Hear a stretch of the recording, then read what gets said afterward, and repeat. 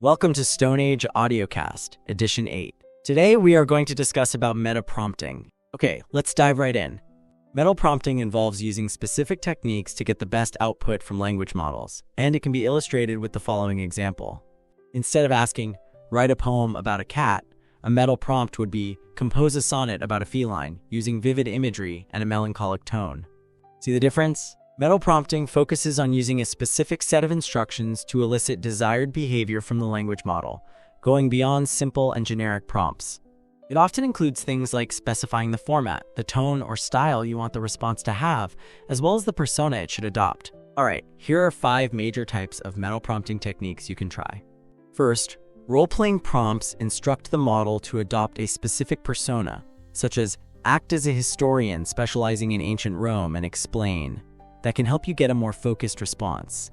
Second, chain-of-thought prompting encourages the model to explain its reasoning step by step to get a better result. Third, few-shot prompting provides the model with several examples of the desired output before requesting the actual response, which can be useful to teach a model. Then, zero-shot prompting is when you ask for a specific output without providing any examples, testing the model's existing knowledge to get the task done. Lastly, Tree of Thoughts is a technique that encourages exploration by having the model consider multiple possibilities and then evaluate those possibilities before converging on an answer. Would you like to delve deeper into any of these techniques? Okay, let's explore each of those meta-prompting techniques in detail with examples.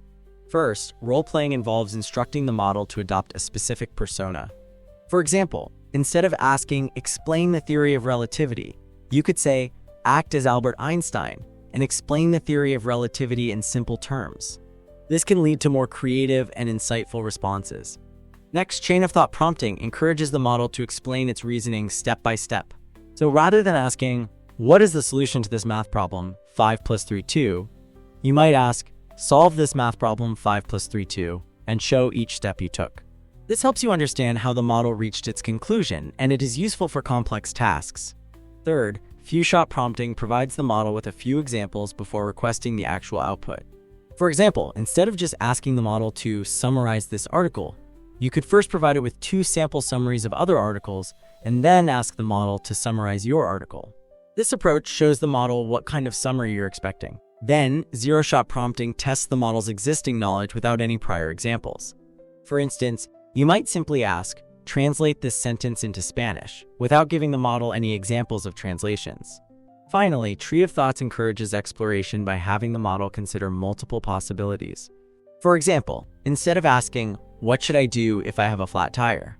You could ask, let's explore different possible solutions for dealing with a flat tire, evaluating the pros and cons of each option, and then decide on the best course of action. Does this clarify these meta-prompting techniques for you? That's a great question.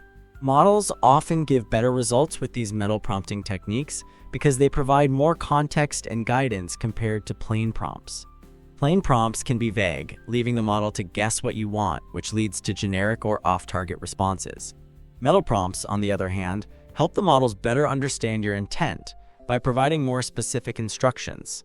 For example, role-playing provides a clear persona, allowing the model to tailor its response based on the defined characteristics. Chain of thought encourages the model to provide its reasoning, which can be a way to make it be more precise and accurate, and make it more transparent for you. Few-shot prompts show what you want in terms of formatting, style, and content. Zero-shot prompts test a model's knowledge, and Tree of Thoughts allow the model to explore and evaluate many options, leading to better and more comprehensive answers. In summary, meta-prompts reduce ambiguity and help models focus on the most relevant aspects of your request. Okay, let's explore how meta-prompting can help with music composition and why it leads to more nuanced results. When using meta-prompts for music, you're essentially giving the model a very detailed set of instructions that goes beyond simply asking for a song.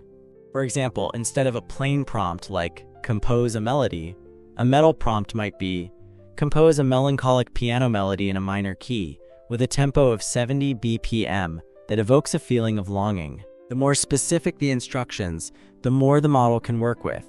The reason meta-prompting leads to more nuanced results is that it allows you to control various aspects of the composition.